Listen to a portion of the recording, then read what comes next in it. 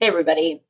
Good question here. How do you switch from a will to a trust?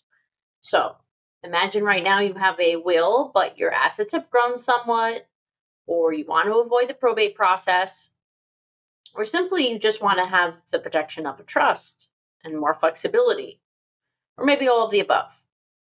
Here's a hint. You don't actually switch. You're going to do something different. And let's see in just a second. I am Valerie Zammitti of Zammitti Law, and we help families protect what matters most through smart estate planning. And if you have followed us for any length of time, you know that we've talked about how will alone can cost your family time, money, and often some extra headaches because a will has to go through the probate process.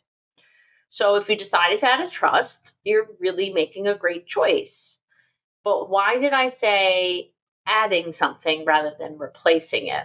And how is it that you make these changes?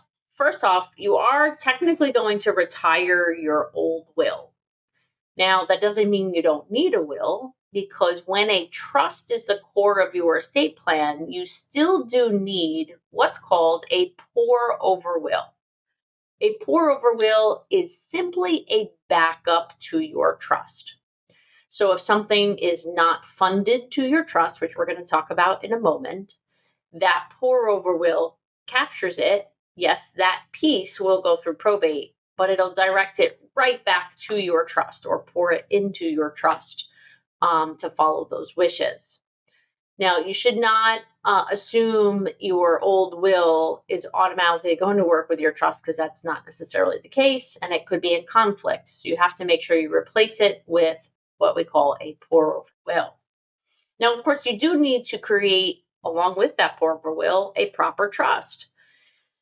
We advise you to speak with an estate planning attorney in your local area, or at least in the state where you live, someone licensed in that state, to assist in creating a trust either for yourself or quite possibly jointly with your spouse or partner. Now, the trust names people in charge, trustees, who could start out being you. It will designate the beneficiaries, as well as how those assets will be distributed at both your incapacity and passing, and certainly other nuances and points of flexibility so that it's as robust as possible and gives as much wiggle room to your family to handle all of life scenarios that could come later. Once your trust is set up, you really do need to make sure that you are funding that trust. And this is where a lot of people make a misstep. You have to transfer certain assets, like the title of those assets, such as your home, to the trust. Without doing so, they still can remain a probate asset, because if they're in your name alone at your passing, it will go through the probate process.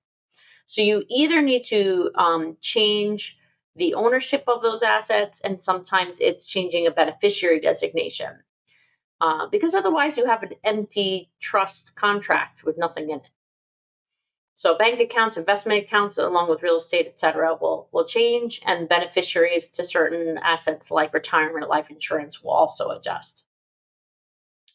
You do want to make sure you're keeping your estate plan current and reviewing your trust, pour-over will, and other incapacity planning pieces on a regular basis, especially if life shifts, right? If you have new property, if your family grows, if you go through a divorce, if you acquire a business, all of those things impact potentially your estate plan, and you should consult with your attorney at those times just to make sure everything is up to speed and where it needs to be.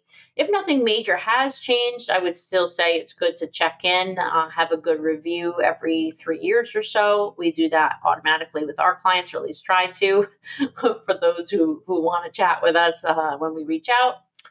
And so switching from a will to a trust and pour-over will doesn't just save sort of money for your family, but it also saves some time and stress and unnecessary court involvement. At least it should, if you funded the trust properly. So if you want to make sure that your trust is properly set up and funded and you're in New York or New Jersey, you can reach out to us for free consultation at Zammitti Law. We absolutely do our best to make sure your estate plan is as simple as a process as it can be for you and as stress-free. So you can reach us at yourplanningattorney.com if you want to chat further. We hope you've learned something new here today. And as always, don't forget to share and take care. Bye-bye.